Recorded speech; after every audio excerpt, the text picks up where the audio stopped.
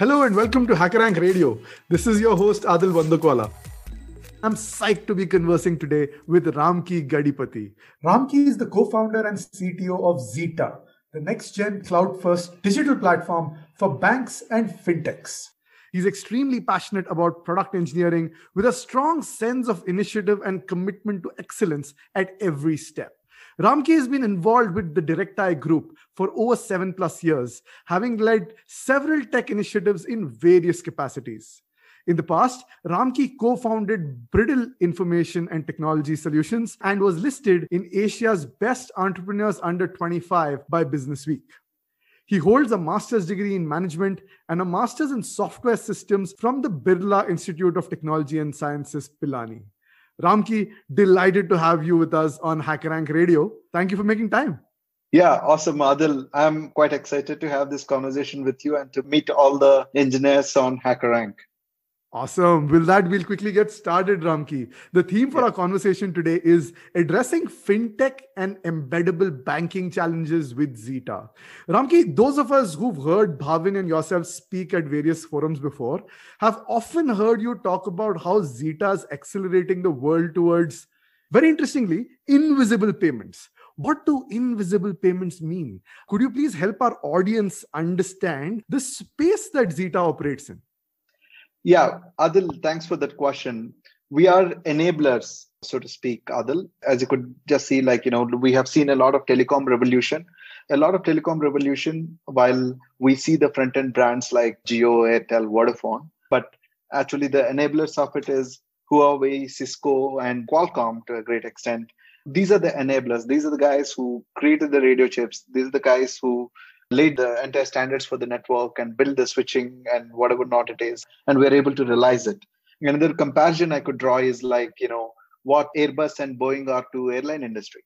We see an Indigo, we see an Emirates, we see probably we don't see as much Jet Airways, but these are the airline companies that we know, but actually who is helping humans fly? It's Boeing and Airbus in a commercial sense that are innovating the new and better ways to actually make people fly, right? So these are the enabling spaces. So just analogous to them, okay, Zeta is an enabler for banks and financial institutes and now fintechs, okay, to make sure that they are able to deliver technology innovation, process innovation, product innovation in financial products as well as payment products to end consumers, okay?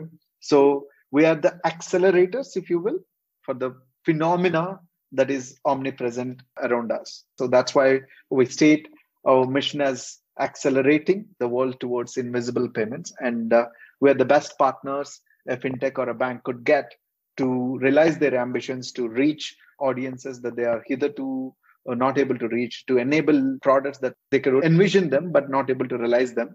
We're able to make them realize. And this happens through just like, how telecom networks have a telecom switch. We have payments which help them create innovative products for credit, liabilities, and so on and so forth, as well as for creating contactless payments, or there are numerous ways of making payments. Okay, so across various channels, all of them, this is one of its kind in the world, a unified platform that makes all sorts of payments and across all sorts of channels make happen. So that's what Zeta does. And that's what we offer as a SaaS to banks and fintechs, which is not a very common thing in the banking world, to offer the core banking stack as a SaaS. So that's what we do.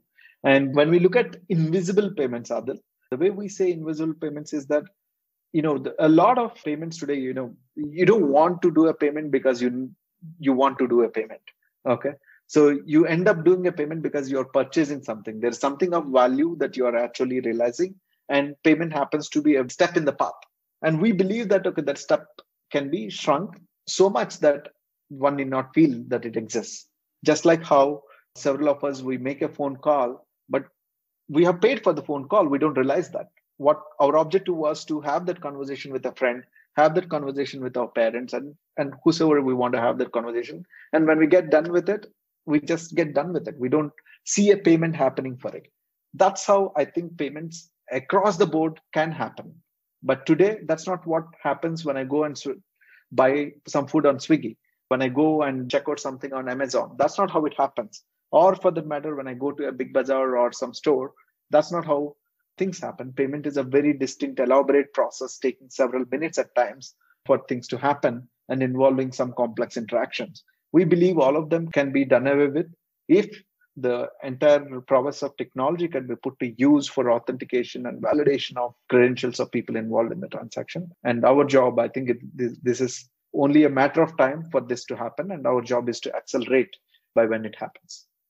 Brilliant. Let's get one step deeper into that, Ramki. I was looking at your solution suite at Zeta. Your solution suite today is spread across modern processing for FIs and embeddable banking for fintechs and distributors with Tachyon, Fusion, and Cypher.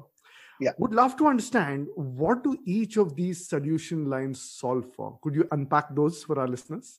Absolutely. FIs, the financial institutes, that could be in most jurisdictions, they are banks. Okay, the likes of ICICI, HDFC, SBI, they are our customers.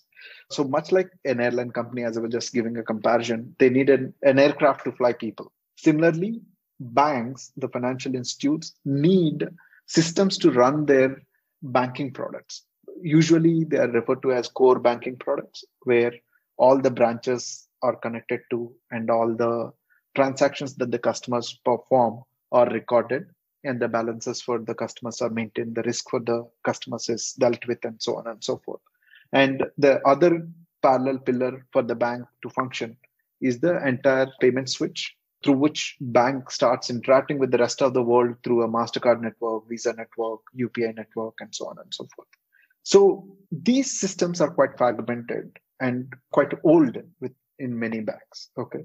So what happens because of this is that if a bank were to conceive a product, they need to just think of integration and manifestation of that single product across 20, 30 odd systems before an end customer of the bank can realize that product. Okay. And this process for the bank itself could take anywhere between 8 to 18 months in the best case. And sometimes it may not ever see the light of the day. So that's the problem banks are challenged with. And banks are challenged also by the systems because they have implemented this quite some time ago. They can't just actually move out of them quickly because the newer customer is demanding new things. They can only go at the pace of the system, not the pace of the customer. Now, that's a big challenge for the banks. And that's what several of the fintechs, neobanks, challenger banks are trying to capitalize on. We believe that there's a place for big banks to modernize themselves and be competitive, as well as the place for new banks also accelerate this phenomena. So what we are doing with Tachyon is give an integrated platform of payments and the core banking services as a SaaS, okay, so that a bank need not have any upfront investment, one. And the second thing is a bank need not have to worry about buying 10 different systems to offer new products to their customers and worry about integrating it. Think of a time to market of 2 years, 3 years for the new product. Instead, what happens with Tachyon is that it's just like AWS. You spin up an EC2 instance and you're ready to deploy your website. Similarly, you sign up for Tachyon and you're ready to launch a new credit card. You sign up for Tachyon, you're ready to launch a new savings account with XYZ number of features fairly quickly. That's what Tachyon does to financial institutes. What would have been several years of effort, we are trying to shrink it into few days of effort. And now that makes a dramatic difference for a bank. We say banks can't experiment. They can't experiment because the cycle time for an experiment is 2 years. Now, how can I experiment? How much can I experiment if it is 2 years? So they have to do a lot of upfront thinking. We want to take that away from the bank.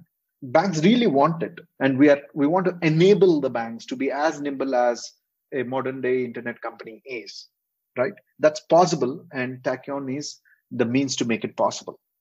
And Fusion, on the other side, is that, okay, we know that across the world, fintechs are going to be what branches have been to the old banks. So fintechs are the people who are going to innovate how to give a specific financial product or a solution to a targeted niche group of audiences, right?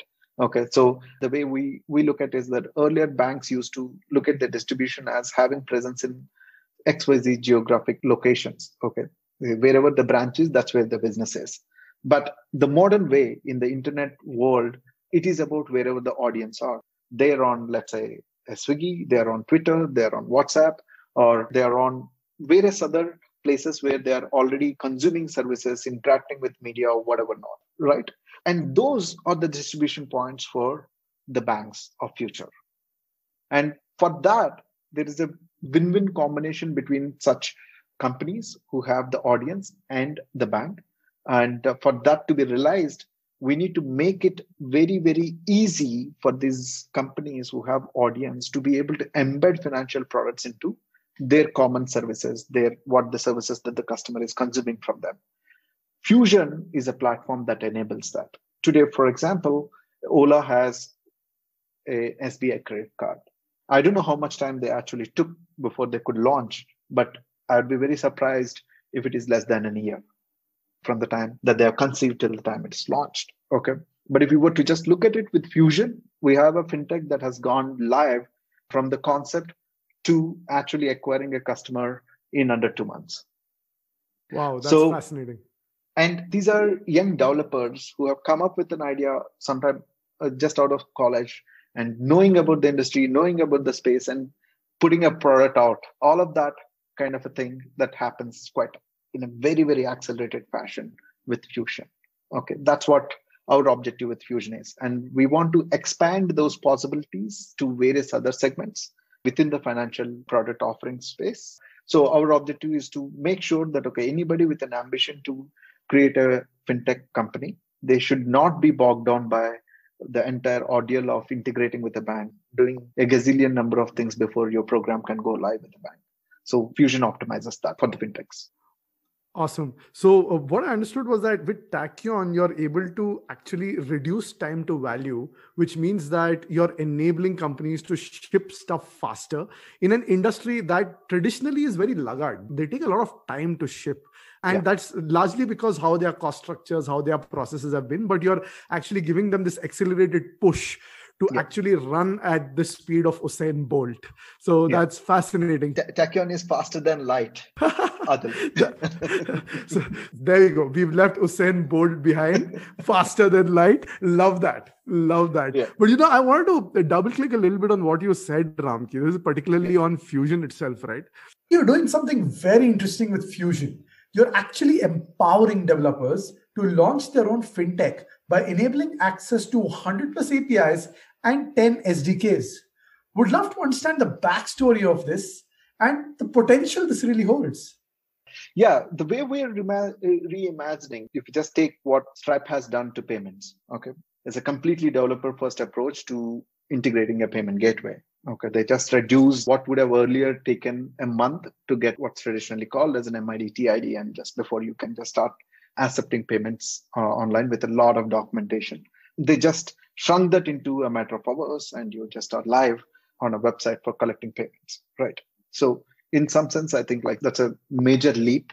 If PayPal has first made it enable the payment collection on internet, Stripe has shrunk the time it takes to get started and made it easy to get started. So given that example, if I just were to take it, can we make actually running a bank, offering a banking product to your customer as the same time frame as what Stripe has done for creating payment gateway integration, so to speak.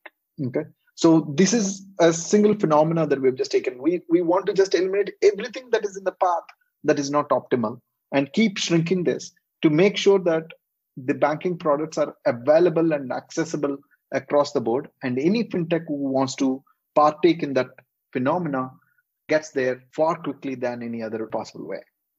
It's very interesting because, to me, it just sounds like, you're making technology plug and play, which means that anyone who has a sizable user base or potentially is really good at acquiring a large scale user base can now, without the hassle of worrying about technology, tech stacks, or tech challenges, or even tech debt for that matter, who are legacy enterprises, but who have a phenomenal customer base, can now plug and play and just go, like you said, at the speed of light.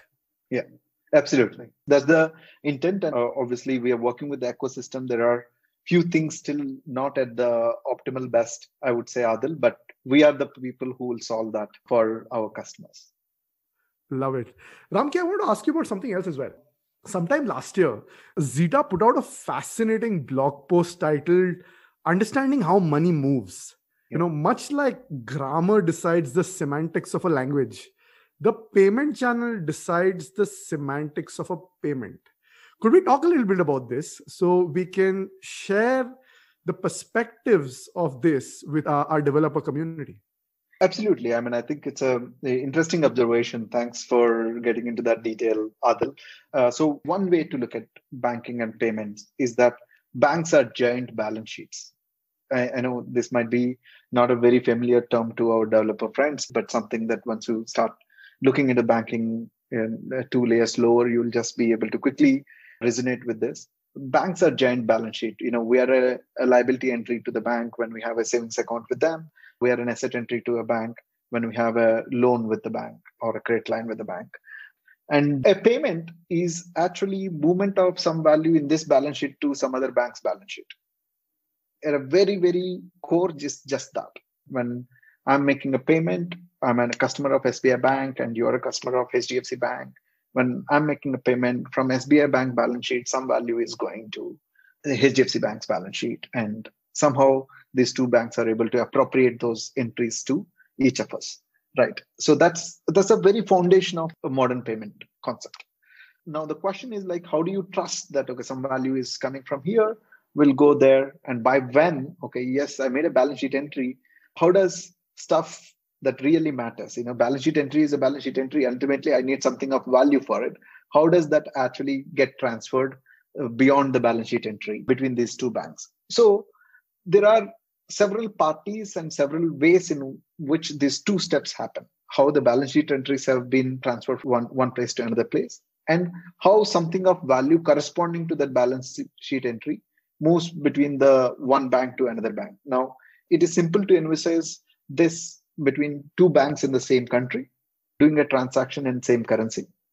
Now, if you were to just only imagine this between two banks across two different countries, which do not have any currency exchange between them. If we were to just talk about, there's hypothetically, let's say we have a currency of Congo, which is not directly interoperable with INR. Now you need an intermediate currency, one intermediate currency or two intermediate currency. There are quite a lot of steps that can come into the picture. Okay. Now these are protocols. These are protocols that are encapsulating all these details and what is the cost of this entire transaction when it is originating at one point to terminating at another point. And there is a mechanism to represent it. And there are multiple mechanisms to represent it, not one. Okay. So much like how an email can be forwarded, and email is interpreted by various parties in the hops across various hops. Same goes with money movement. Okay. A balance sheet entry when it is unauthorized at this point to delivered at the other point. So there are quite a lot of those mechanisms. We call the protocol being a protocol. There is a intermediary who is taking responsibility for doing the value exchange. That is a settlement is called in the banking. And against this messages that are exchanged through a protocol. Such arrangement we call as channel. Okay. So channel for money to move. That is a balance sheet entry to move from one place to another. And a channel for the value corresponding to the balance sheet entry to move from one place to another. This channel governs every aspect of this initial balance sheet entry movement and thereafter the settlement value movement. So that is what I can call as like the language definition. The channel is the language definition, while the protocol is the actual grammar.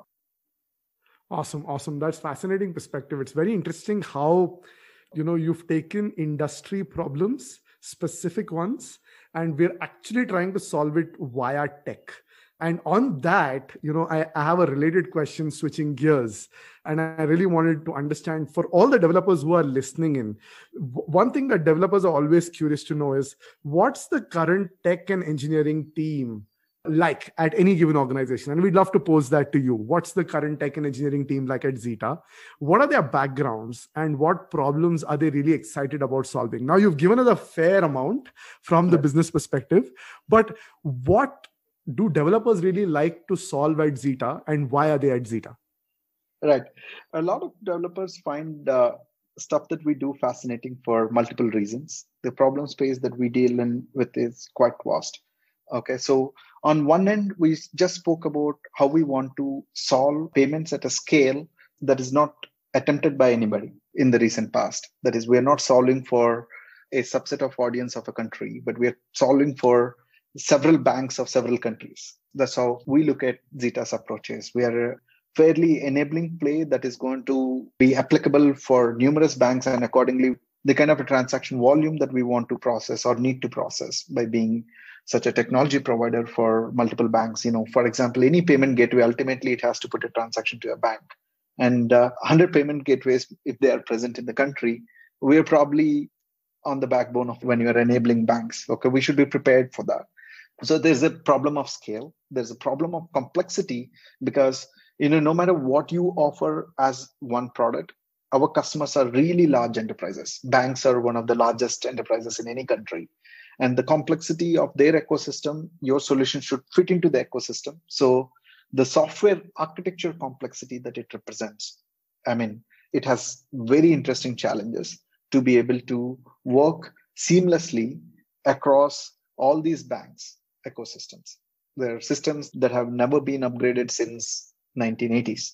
So, and you still have to work with them, and you can't just say that, okay, no, I don't care. Okay, if I'm just doing my own startup, I don't care about any of the legacy. I just need to just do something, right? I don't care. So there's a lot of emphasis on architecture, which is, in the modern world, it is seldom heard. Okay, so software architecture is after you designed your microservice, everything else is what you can say as like it works. I hope it works, but it is an upfront architecture. Having a design discussion with 10, 15 people in the room is an uncommon sighting. Okay, I'm not saying it's not going to happen anywhere, but it's an uncommon thing. But it is very common at Zeta. In fact, actually, many systems cannot be modified without a peer review, for example. So where you are having fairly strong intellectual conversations with multiple points of view on how to approach a certain problem, what are its implications, short term, medium term, long term. And we often have to take trade-offs because there is always the agile practice of delivering faster and iterating. So there are trade-offs that need to be made. These are very interesting discussions on the architecture and design that you end up having at Zeta. And one very unique thing about Zeta is that we're not developing a system for our personal use. We're not consuming technology. We are producers of technology, right? We're not building technology that we consume. We're building technology that others are expected to consume. That brings in a very different dynamic to the equation.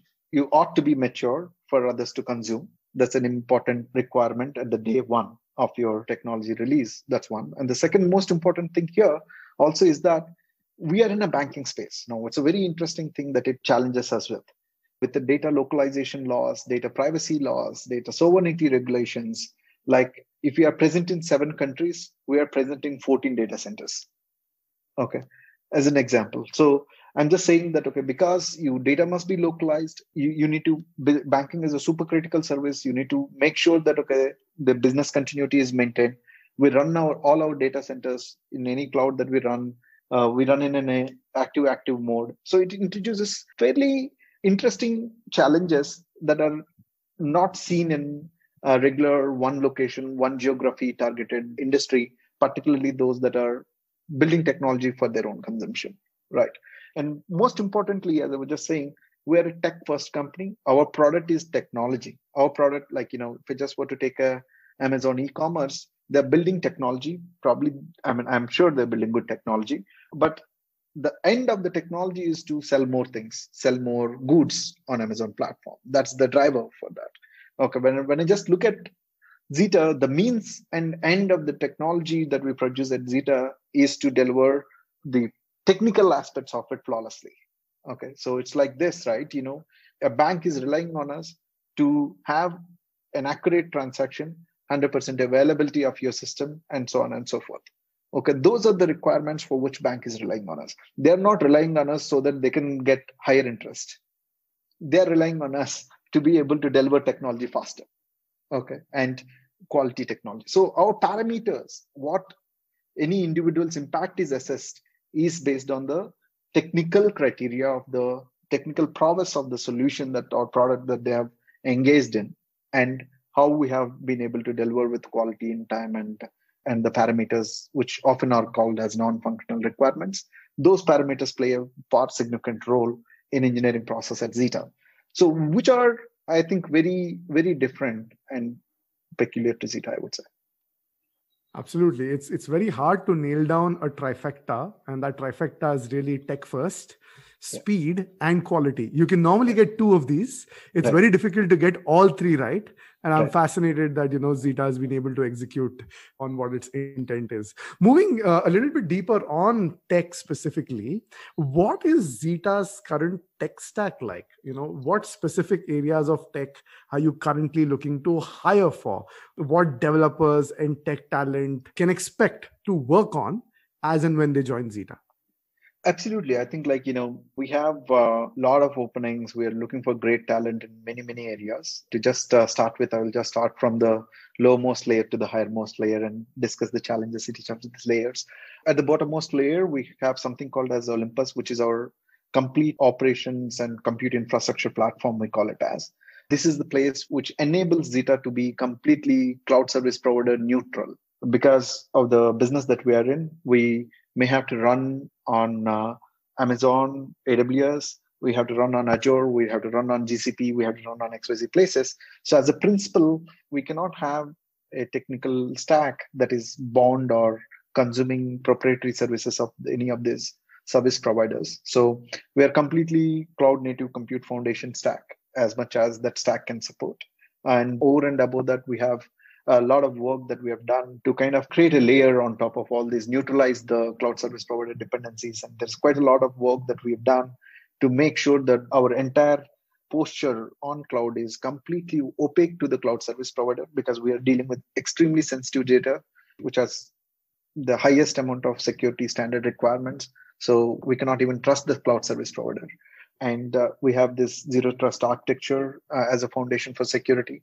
So this layer deals with a lot of Kubernetes, a lot of OpenWhisk, a lot of large scale data processing platforms like Apache Flink. We have a good deal of Spark usage and Presto and various other things which act as our infrastructure layer with a strong foundation in security, a strong foundation in performance. So that's what happens. And a lot of it is Java, Golang, and a certain bit of Node.js at this layer. But for people working on this layer, these technology languages really are not of the consequence.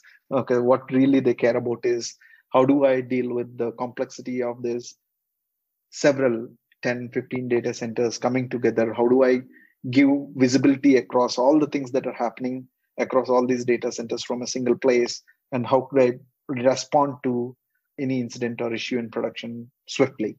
So to be able to proactively detect that, okay, there is a problem that's likely to happen. Now, that's an interesting thing, right? If you have log data, a lot of signals coming from various places, can you proactively look into that? So we have our own platform that I think we're very likely to open source in about a year time, to be able to create this observability across these various clouds and various data centers, and be able to respond to problems, detect and respond to problems seamlessly. So that's our Olympus stack. There we are looking for engineers who have a substantial amount of understanding of network, substantial amount of understanding of operating systems, Kubernetes, the distributed computation world, and the large-scale data processing world. Any of these combinations will be a great fit there. So that's one layer. And on top of it, we have what we call as a product framework layer, where we deal with, let's say, for example, core banking stack.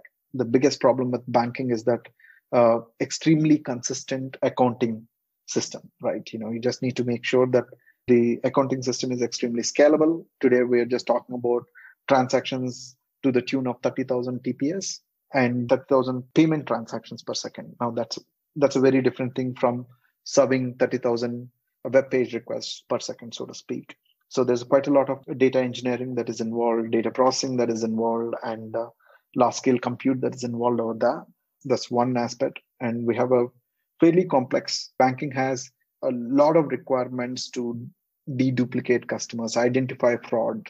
So there is a lot of ML that I put to use to identify authentication fraud, identity fraud, payment fraud. So there's a lot of work that goes on there.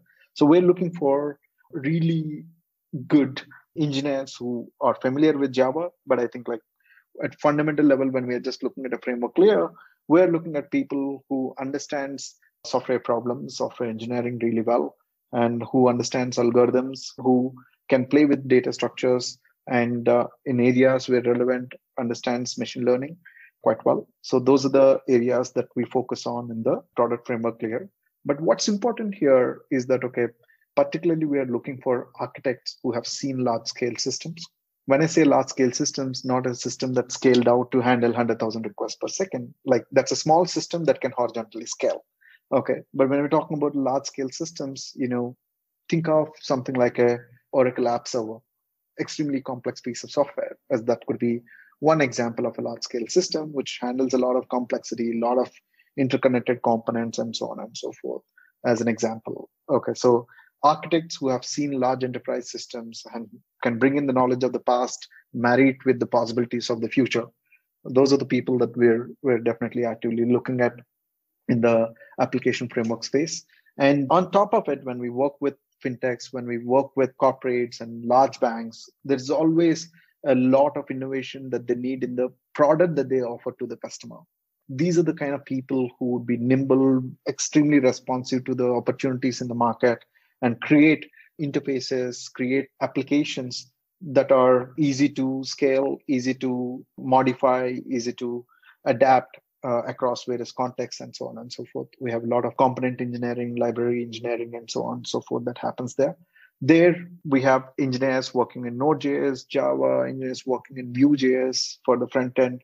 We have React Native, we have our own native frameworks for delivering UI right from the server-side rendered UI on the mobile apps, and so on and so forth. So there's quite a lot of engineering that happens there. So there we will be looking at people who have a lot of passion for consumer-facing products and want to bring their technology understanding to solve the end consumer problems, not necessarily the same as the large-scale data structure problems, the OS optimization problems, and so on and so forth, but solving for the consumer. So those are the three types of engineering challenges that we deal with. Awesome. That gives us a very good perspective on the three different areas in the world of work at Zeta. Ramki, what's your advice to developers who are looking to make a dent in this rapidly evolving fintech space? If you had a quick 30-second advice, what would that be to developers? So fintech space, I think there are two areas I would say. One is in terms of understanding the domain. There are numerous possibilities, but every engineer need to be a problem solver. I mean, that's natural, of course, but so you would be a very effective problem solver when you understand what the space is about, right? We can't look at ourselves as I'm a good data structure engineer, I'm a good Java engineer or some such thing. You need to be a good fintech engineer. You would be a good fintech engineer when you just understand the problem domain in depth. Okay. And at times it could be actually about reading boring regulation. Okay. So that's required, because unless you understand the constraints, unless you understand the feasibility of something regulatorily, as well as other semantics of that particular transaction, you may be solving it the wrong way or creating a wrong solution that's not ever adaptable, for example. So it's very important to pay attention. If you want to be a fintech problem solver, you understand the fintech space. It's a wide space. You also will narrow down and build your expertise in several areas. That's one. And the second thing is in terms of understanding, okay, this is the space I'm in, understanding who my target audience is, because a savings account for you and me is very different from a savings account for a farmer, savings account for someone else. I think it's extremely important. Okay, we understand that our job is to solve for the consumer if we are in the fintech space, and ultimately make sure that, okay, we are as invested in the problem space as we are invested in the technology space. This is a very important requirement for someone to be successful in fintech. Really good advice, Ramki. You took me back to, I read this somewhere, I don't remember where, or maybe I heard someone important saying this. They said, first solve the problem, then write the code. And that's exactly what you said, right? Every engineer has to be a problem solver first, and then you go ahead and execute it in the way that you want to. So fascinating conversation, Ramki. Really enjoyed talking to you. Thanks so much for making time for coming on to HackerRank Radio. And I'm sure all the developers will find this equally insightful, if not more than I did.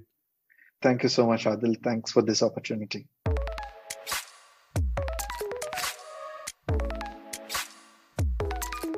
You've been listening to HackerRank Radio, the podcast dedicated to discussing the challenges and the opportunities in building and developing world-class engineering teams. Brought to you by HackerRank, the developer skills company.